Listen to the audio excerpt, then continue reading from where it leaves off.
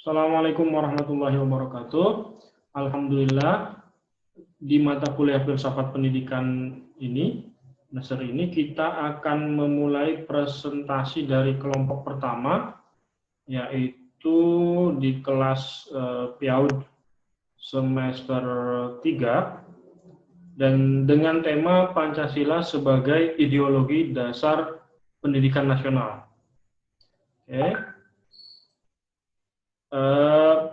Kelompok pertama ini akan dibawakan oleh yang pertama Ibu Murnela, yang kedua Ibu Nur Hasanah, dan yang terakhir Ibu Kuliah. Bagaimana terkait Pancasila sebagai ideologi dasar pendidikan nasional ini? Mari kita simak bersama-sama. Teman-teman yang lain silahkan menyiapkan pertanyaan, lalu kita akan bahas bersama-sama di pertemuan berikutnya, baik secara daring maupun luring. Terima kasih.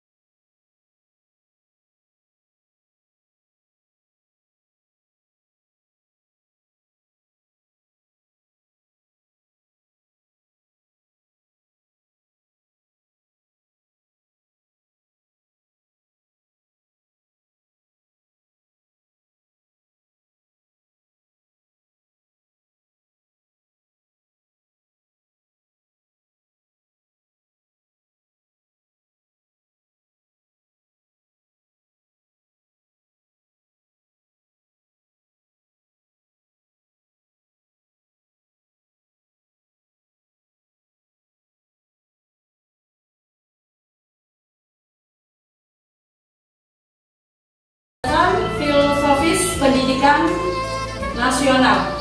Landasan filosofis pendidikan nasional adalah Pancasila sebagaimana termaktub dalam pembukaan Undang-Undang Dasar 1945. Lanjut. Sistem pendidikan nasional.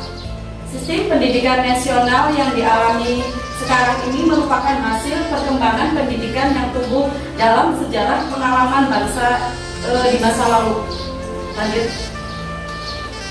Pancasila sebagai filsafat pendidikan.